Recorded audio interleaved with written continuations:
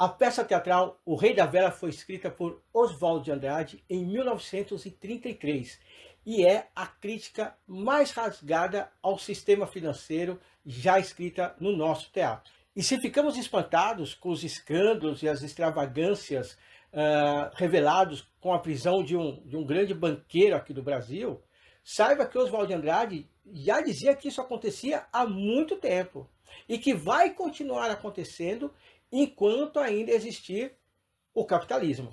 Neste vídeo, vamos aprender como que Oswald de Andrade fez para escrever essa peça que é a mais ágil, divertida, ácida, crítica ao sistema financeiro e a mais atual também, mesmo depois de quase 100 anos dele tê-la escrito.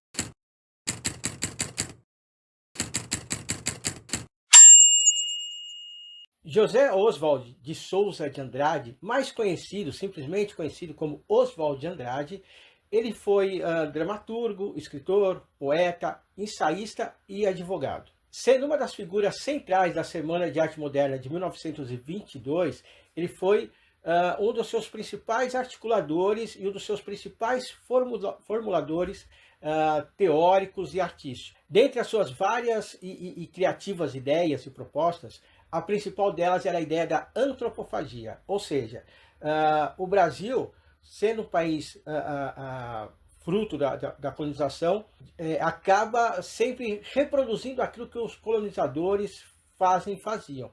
O que ele propunha era justamente que, sim, sendo uma nação colonizada, que foi formada a partir da estética, de valores, de pensamentos de outras nações, nós deveríamos parar de copiar o que essas nações fazem, de reproduzir o que elas faziam, mas devorar tudo isso, ativamente devorar, deglutir e regurgitar tudo isso como uma nova criação, uma criação moderna, única, de feições brasileiras. Então, a ideia da antropofagia cultural que ele propunha era justamente a de atravessarmos, né, dialeticamente as nossas referências culturais, que são externas, e através da sua reorganização, da sua reelaboração, criarmos uma cultura genuinamente brasileira, genuinamente nossa, que traduz aquilo que nós somos como identidade, como história e como cultura. E ele deixou essas formulações muito bem escritas em dois principais manifestos: o Manifesto Pau-Brasil e o Manifesto Antropofágico, que vale muito a pena conhecermos e lermos, porque ele ainda é uma proposta não realizada, mas muito factível, muito possível de reconstrução, de elaboração de um país de grande soberania cultural também, né? Assim, nós falamos muito atualmente da soberania nacional e precisamos entender a necessidade de termos uma soberania cultural, e o Oswald de Andrade é um dos grandes formuladores ainda muito válidos nesse sentido. É importante destacar também que, quando ele escreveu O Rei da Vela, ele já era um militante, né, ativo do Partido Comunista Brasileiro, ele era um defensor da Revolução Brasileira, e nessa peça ele demonstra toda a sua lucidez e compreensão de como funciona todo o sistema financeiro, todo o processo do capitalismo imperialista que surge ali no final do século XIX e que tem sido a nota comum nas relações globais até hoje. E é interessante notarmos que O Rei da Vela, que foi escrita em 1933, ela só não se tornou a peça que inaugurou o teatro moderno brasileiro. Esse título fica, né, com o Vestido de Noiva, do Nelson Rodrigues, que estreou em 46. O Rei da Vela só não tem esse título porque ela estreou apenas, né, a sua primeira montagem foi em 1967. Mas se considerarmos não o aspecto da montagem em si, né, mas de quando foram escritas essas peças, certamente O Rei da Vela inaugura o teatro moderno brasileiro e cujo significado ele é muito importante até hoje. A peça, O Rei da Vela, ela é aparentemente uma peça simples, né? Uma peça em 3 atos, e não há divisão de cenas ou de quadros dentro de cada um desses atos. Mas essa simplicidade é apenas aparente, porque o Oswald de Andrade ele opera os significados, né? As representações das personagens e das situações que elas vivem, ele opera essas representações de uma maneira muito elaborada, né? Muito bem amarrada, muito bem estruturada em termos de dinâmica da peça. Se imaginarmos que as peças de teatro podem ser entendidas como a relação entre a estrutura, né, que são a forma como ela é organizada em cenas, em quadros, em atos e assim por diante, e as dinâmicas, quer dizer, a forma como as personagens estão vivenciando as suas histórias. A dinâmica dessa peça é riquíssima, é muito criativa e ela é muito delicada. Então, resumindo, se é uma peça de carpintaria aparentemente simples, ela é uma peça de dinâmica absolutamente complexa e que vale muito a pena ser estudada por quem escreve, por quem pretende escrever peças de teatro, por atores, diretores que querem se aprofundar no funcionamento de uma dramaturgia bem escrita. Bom, a peça, como eu disse, ela tem 3 atos e nenhuma divisão de cenas ou quadros dentro dos atos. E ela gira em torno de 3 personagens principais, não são os únicos personagens, mas são os 3 principais. O primeiro é o Abelardo I, que é um agiota, né? Alguém que empresta dinheiro a juros, e que não tem nenhum tipo de moral ou de caráter, porque ele deixa muito claro que a moral dele é justamente o dinheiro circulando, né? O que importa para ele é isso, é o sistema capitalista girando, fazendo o capital circular, e essa é a única moral que ele segue. E é interessante, né? Porque o Abelardo I, ele se autodenomina o rei da vela, porque ele já havia sido produtor de velas em algum momento da sua vida, da sua trajetória, e ele deixa claro que a vela é o principal elemento da sociedade brasileira ali naquela época, quando não havia, a luz elétrica não era para todos, então a vela era um instrumento muito importante na vida dos pobres, seja durante a sua vida mesmo, né, porque precisa iluminar quando está de noite, os lugares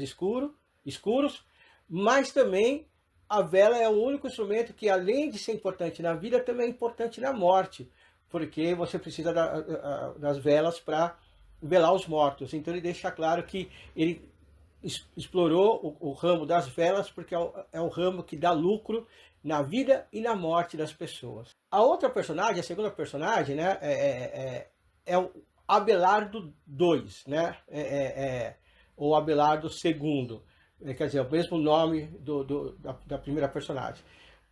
Que é o assistente dele, né? O Abelardo II, ou Abelardo II, ele se apresenta como um socialista moderado, que é uma crítica do Oswald de Andrade àqueles que se diziam socialistas, mas que na verdade não passam de sociais-democratas, reformistas, pessoas que fazem um discurso da classe trabalhadora, mas que estabelecem conexões, né, associações com os poderosos. Então, o Abelardo II, que é esse assistente, ele também faz essa representação crítica muito marcante e muito válida até hoje, né, nessa obra do Oswald de Andrade. E por fim temos a Heloísa de Lesbos, que é uma moça aristocrática, de uma família aristocrática decadente e degenerada, que é noiva do Abelardo I, né, que é noiva desse agiota. É interessante percebermos que essa relação entre eles é marcada por uma troca, né? Quer dizer, a família dela a empurrou para cima dele, porque e ele aceita isso, porque no final das contas, ele lucra sendo noivo dela, casando com ela, porque ele passa a ser visto de uma forma mais distinta na sociedade, né? Ele entra, né, numa família distinta, ainda que decadente, ainda que degenerada, e em contrapartida a família dela começa a ter dinheiro, que é o que eles não têm mais, né? A família dela foi uma família de fazendeiros, enfim, né, de latifundiários, escravocratas, que não tem mais recursos, que empobreceu muito no começo do século XX. No primeiro ato da peça, o que nós vemos é justamente o que nós temos é a apresentação dessas personagens. Todo o ato acontece no escritório do Abelardo I, e a gente acompanha a forma como ele extorque as pessoas, né? A forma como ele acharca as pessoas, como ele empresta dinheiro, sorrindo, mas ele é muito duro, muito violento na forma como ele cobra o dinheiro emprestado, né? É interessante a gente ver também um poeta que vai conversar com ele, e a forma como ele trata muito mal o poeta, porque o poeta, ele diz que ajuda o poeta, desde que o poeta escreva bem sobre ele, e o poeta se recusa e vai embora, e ele deixa claro para o Abelardo II, ele vai voltar porque eles sempre voltam, né? Então essa é a visão, esse é o quadro geral que nós temos no primeiro ato. Nós conhecemos os dois Abelardos, conhecemos a Heloísa, conhecemos a forma como o Abelardo I ganha seu dinheiro, como ele violentamente lucra em cima das necessidades das pessoas. No segundo ato, nós estamos na ilha de Paquetá, numa ilha em Paquetá, que é uma ilha que o Abelardo I compra para demonstrar como ele é rico, né? Para mostrar o dinheiro que ele tem, né? Uma forma de ostentação. Estão nessa ilha o Abelardo, a Heloísa, a família da Heloísa, e o Mr. Jones, que é um banqueiro americano muito rico com quem o Abelardo quer estabelecer relações econômicas. Para isso, o Abelardo empurra a sua noiva para cima do banqueiro, né? E as pessoas perguntam se ele não tem ciúmes, e ele diz que não, que ele é uma pessoa moderna e entende que é só negócios. Mas, ao mesmo tempo, ele dá em cima da sogra e dá em cima da tia da Heloísa, assim. Então, demonstra toda a forma promíscua, né? De como as classes dominantes se relacionam, né? É uma representação de uma promiscuidade, no caso da peça sexual, mas que ela também se apresenta como uma representação de uma promiscuidade que acontece em vários níveis de relações, né? E é isso que a gente vê no segundo ato. Por fim, no terceiro ato, nós encontramos o Abelardo I falido, ele toma um golpe do Abelardo II, e por conta disso ele está prestes a tirar a própria vida, mas ele é muito racional também nesse momento, né? O tirar a própria vida não é um ato de irracionalidade, de extrema emoção, ele só deixa claro que o tempo dele acabou, as chances dele já foram, e que ele entrega tudo para o Abelardo II, não tem ressentimentos, ele entrega inclusive a Heloísa, que ele diz que o lugar agora é dele. Porque dessa forma o Oswald de Andrade deixa claro que a questão não são os sujeitos, né? É a luta de classes, não é a questão se é esse ou aquele sujeito que é mau. Os sujeitos fazem aquilo que são determinados para a sua localização de classe. E que, portanto, não importa se morre um capitalista ou outro, outros capitalistas surgem, né? O sistema reproduz, o capitalista reproduz a pequena burguesia e reproduz a classe trabalhadora, e que somente a superação do sistema e não a eliminação individual dos sujeitos é que levaria à superação como um todo da realidade que nós vivemos hoje. E terminamos aí o terceiro ato e a peça como um todo nesse momento. Há muitos expedientes dramatúrgicos usados de maneira muito hábil pelo Oswald de Andrade na composição do Rei da Vela. Mas eu vou, neste vídeo, destacar apenas três, né? E por que esses três? Porque me parece que são os expedientes estruturantes da peça, né? São aqueles que que fazem o desenho da peça, que estruturam a peça, que formam, né, toda a engenharia dessa peça, ao passo que os demais expedientes acabam sendo partes do segundo plano desse processo. Então, para a gente fazer um vídeo que seja interessante e num tempo interessante, enfim, eu vou destacar os três que são estruturantes e que me parece que formam para nós lições muito preciosas dadas pelo Oswald de Andrade. O primeiro desses expedientes é justamente a forma como ele opera a sua principal proposta que é a antropofagia. Ele acaba... Como é que ele faz isso na peça, né? Ele expõe os valores e as tradições do teatro tradicional, e ele brinca a todo momento com esses valores. Então, ele quebra a quarta parede, ele dialoga com o público, mas principalmente ele coloca os personagens autoconscientes da sua situação de personagens, né? Então, os personagens, em alguns momentos, eles comentam a sua existência não como pessoas, mas como personagens de uma peça de teatro. Isso é uma maneira de subverter a própria lógica do teatro tradicional, que é o que mais se encontrava no começo do século XX no país, né? O teatro que era hegemônico e continua, de certa forma, hegemônico até hoje.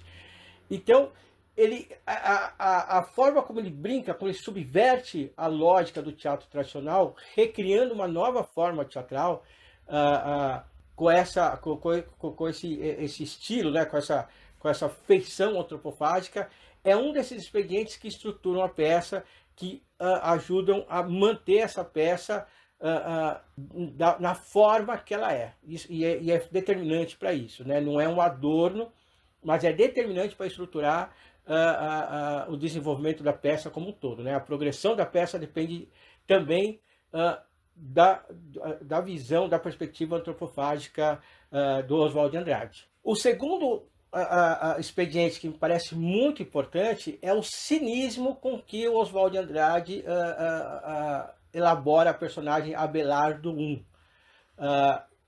Veja, assim, a gente pode entender que o cinismo caracteriza a personagem, mas toda personagem tem uma característica, ou melhor dizendo, toda personagem é uma característica, né? O que eu quero dizer com isso?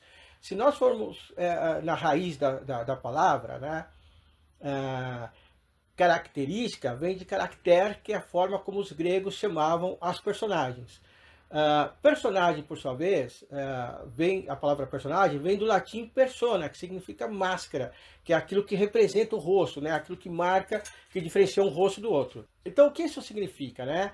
É que toda personagem, toda personagem traz para o público uma marca distintiva das demais personagens que representam uma característica humana. Então, característica, caractere, personagem, persona, no fundo, tudo isso remete àquele sujeito que está em cena, né? Aquele sujeito que pertence à história da peça. Então, toda personagem tem ou é uma característica, melhor dizendo. Mas no caso do Abelardo I, isso vai mais além, porque o cinismo do Abelardo não é apenas um traço distintivo, mas o cinismo dele é um elemento determinante da peça. O cinismo dele empurra a peça para frente, né? As coisas acontecem como elas acontecem na peça, porque ele é um cínico, né? Porque ele pensa e age por puro cinismo. Então, o cinismo ele não é só, repito, um traço distintivo, uma característica, mas o cinismo é um elemento, é um motor, é uma engrenagem que põe a peça para caminhar, empurra a peça para frente, que move a peça, né? Então é fundamental esse cinismo do Abelardo na peça como um todo. E eu acho que é muito interessante também para a gente entender como que é legal, lógico, você fazer peças que tenham personagens que tenham características é fundamental, é parte do ofício, mas às vezes quando a gente consegue, e a gente não consegue isso sempre, claro, mas quando a gente consegue fazer com que a característica do personagem seja mais do que uma característica, mas que seja também um motor, né, um propulsor, né, que faça a peça progredir, isso é um acerto muito grande, e o Oswald de Andrade conseguiu isso com o cinismo do Abelardo I nessa peça, O Rei da Vela. Por fim, como terceiro expediente, temos o uso do grotesco, né? O grotesco, tem um livro muito bacana chamado O Império do Grotesco, escrito pelo Muniz Sodré e pela Raquel Paiva, em que eles deixam claro, né, eles explicam que a ideia de grotesco é essa ruptura inesperada,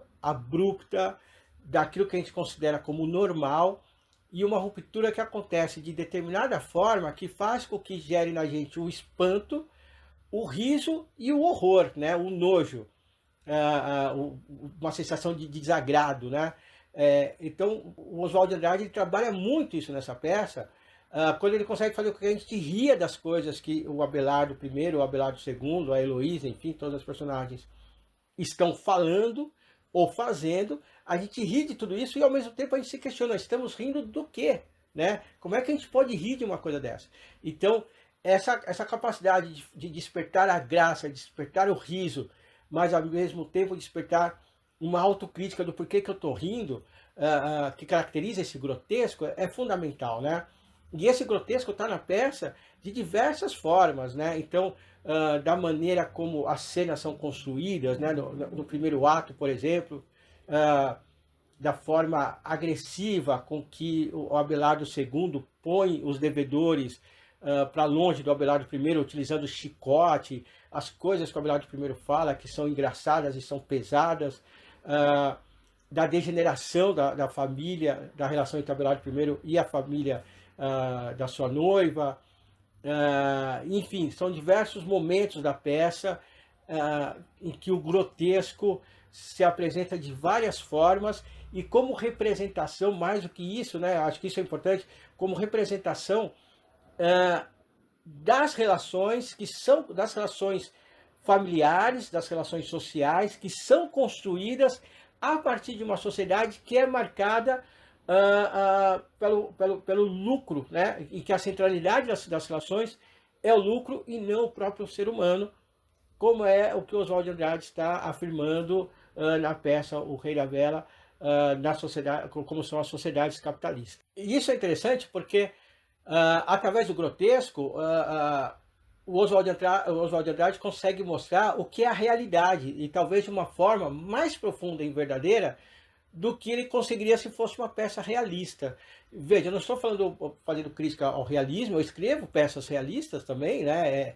O realismo é um gênero maravilhoso, como todos os gêneros, cada gênero teatral é fruto de uma evolução da escrita. Mas nesse caso do Rei da Vela, o Oswald de Andrade compreendeu que aquilo que ele queria mostrar seria mais fácil e aprenderia mais a atenção do público se ele mostrasse através de uma radical deformação do real. Então, essa deformação do real, né, essa quebra abrupta da normalidade, como eu disse agora há pouco, que forma o grotesco, serve principalmente para revelar a realidade.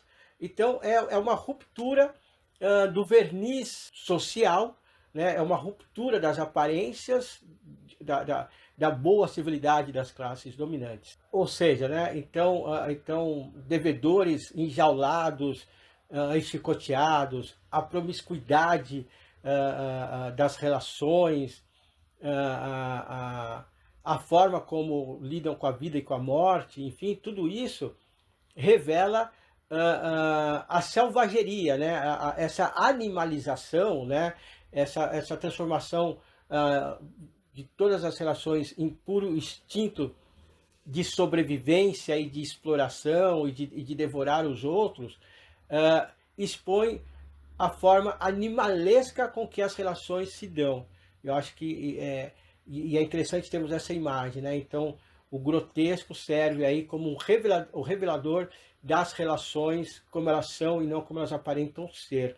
O que lembra muito o que o Marx falava, né, sobre, né, a importância, né, lembrando a posição política do Oswald de Andrade, né, o que Marx dizia sobre a importância da aparência, de compreendermos a relação entre aparência e essência, né, que aparência e essência não coincidem. A aparência ela não é exatamente, ela não reflete exatamente a sua essência.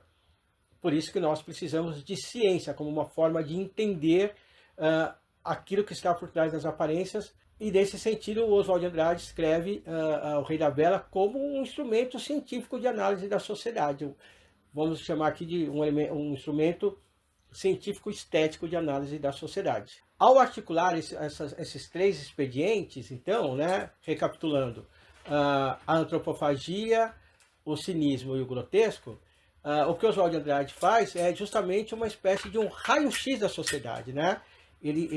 Um raio-x que demonstra todas as fraturas que estão por baixo de uma pele aparentemente saudável. Ou seja, ele revela o que é o sistema capitalista e o que é o imperialismo e o sistema financeiro como um todo, que para ele, né, no fundo, não passa de pura agiotagem representado pelo Abelardo I. Bom, e o que Oswald de Andrade nos mostra é que, às vezes, para que a gente possa descrever o Brasil, é preciso ser tão cínico quanto Abelardo I e tão corrosivo quanto o próprio Oswald de Andrade. E é isso, espero que tenham gostado do vídeo de hoje. E se gostaram, eu peço que curtam, nos ajudem a divulgar esse canal, comentem, inscrevam-se, compartilhem e ativem o sino de notificação, tá bom? Até mais, muito obrigado e continue nos acompanhando.